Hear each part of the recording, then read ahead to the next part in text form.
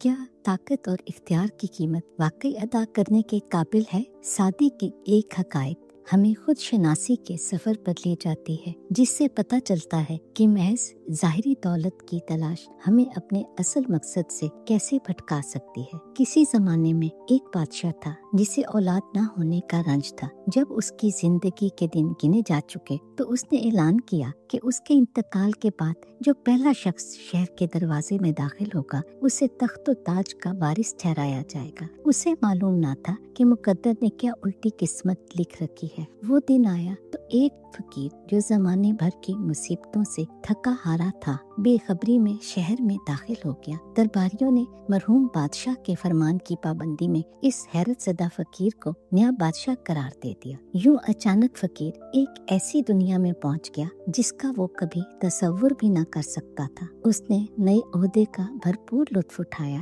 اور محل کی آسائشوں میں کھو گیا، تاہم ہر کوئی اس کی خوشی میں شریک نہ تھا۔ دربار کے کچھ ارکان حسد کے ہاتھوں بے قرار ہو گئے اور انہوں نے اس انوکھی بادشاہت کے خلاف سازشوں کا سلسلہ شروع کر دیا۔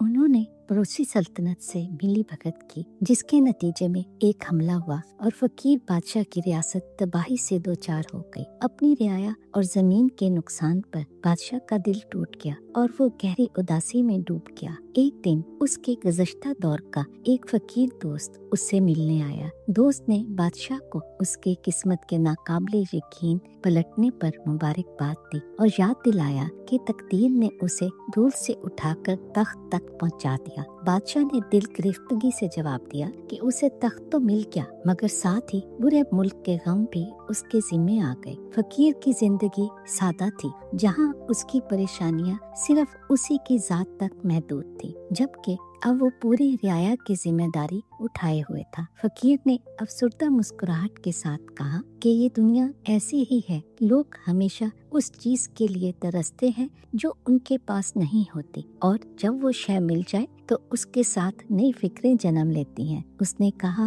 حقیقی اطمینان اقبال کاذب اور بدلتی ہوئی قسمت میں نہیں، بلکہ گہرائی میں کہیں موجود قبولیت اور دل کے سکون میں مضمر ہے۔ فقیر کی باتوں پر بادشاہ سوچ میں پڑ گیا۔ اسے ایک گہرا ادراک ہوا کہ جتنا زیادہ اس کے پاس تھا اتنا ہی اس کے فکر کے سائے گہرے ہو گئے تھے۔ اس کا دل مال و دولت اور اقتدار کے لیے بے قرار نہ تھا، انہیں پا کر وہ سکون کی بجائے بے چینی ہی حاصل کر رہا تھا۔ فقیر کی وہ سادہ زندگی جو چھوٹی چھوٹی خوشیوں سے بھرپور اور ایک سلطنت کے بوجھ سے آزاد تھی، اب اسے دل کی گہرائیوں سے لبھانے لگی۔ بالآخر فقیر بادشاہ نے ایک اہم فیصلہ کر لیا۔ اس نے تخت چھوڑ دیا اور سلطنت کی ذمہ داری ایک قابل وزیر کو سونپ دی، جو یہ سمجھتا تھا کہ اس کی نجات عوام کی خدمت میں ہے۔ بادشاہ اپنی پرانی زندگی کی طرف واپس لوٹ گیا اور اسی سادگی میں اسے اطمینان ملا۔